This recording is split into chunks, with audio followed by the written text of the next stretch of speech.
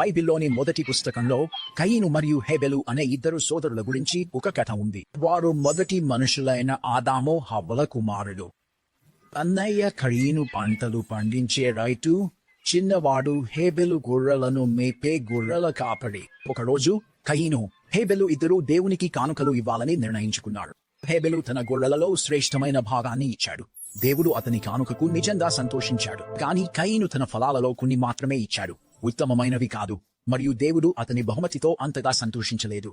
దేవుడు హేబెలు బహుమతిని ఎక్కువగా ఇష్టపడటం వలన కయీను నిజంగా బాధపడ్డాడు మరియు అసూయపడ్డాడు. కయీను కోపంగా ఉండటం దేవుడు చూసి అతనితో మాట్లాడటానికి ప్రయత్నించాడు. కయీను మంచి పనులు చేస్తే సంతోషంగా ఉంటాడని, కానీ చెడు పనులు చేస్తే చెడు పనులు కూడా అతని వెంట వస్తాయని దేవుడు అతనికి చెప్పాడు. కానీ కయీను హేబెలును చూసి అసూయపడకుండా ఉండలేకపోయాడు. ఒకరోజు వాడు పొలంలో ఉన్నప్పుడు కయీను కోపం అదుపు తప్పింది. అతను ఒక రాయిని తీసుకుని హేబెలు మీద విసిరాడు. అది ఎంత బలంగా తగిలిందంటే ఆ తాకిడికి అబేల్ చనిపోయాడు. దేవుడు కయీనును హేబెలు ఎక్కడ ఉన్నాడని అడిగినప్పుడు కయీను, నాకు తెలియదు అని అన్నాడు. నేను నా సోదరుడిని ఎప్పుడూ జాగ్రత్తగా చూసుకోవాలా?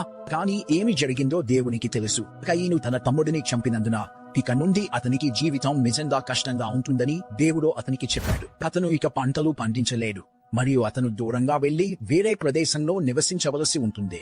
తన శిక్ష భరించలేనంత గొప్పదని మరియు తాను చేసిన పనికి ఇతరులు తనను చంపే అవకాశం ఉందని కయీను తన ఆందోళనను వ్యక్తం చేశాడు.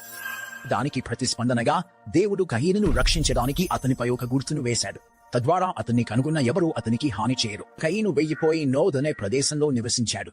అది అతని కుటుంబానికి చాలా దూరంగా ఉంది. తన తమ్ముడికి చేసిన చెడు పని వల్ల అతను వెళ్లిపోవాల్సి వచ్చింది. కయీను హేబెలు కథ మనకు చాలా బోధిస్తుంది. అసూయ మరియు కోపం ఎలా నిజంగా బాధాకరమైన పనులు చేయడానికి దారితీస్తుందో ఇది చూపిస్తుంది. మనం మన వంతు కృషి చేయడానికి ప్రయత్నించాలని మరియు ఇతరుల కోసం సంతోషంగా ఉండాలని మరియు అసూయ వంటి చెడు భావాలను ఆక్రమించుకోకూడదని ఇది గుర్తు చేస్తుంది. ప్రజలు చెడు పనులు చేసినా దేవుడు వారి గురించి శ్రద్ధ వహిస్తాడని మరియు వారిని సురక్షితంగా ఉంచాలని కోరుకుంటున్నాడని కూడా ఈ కథ చూపిస్తుంది.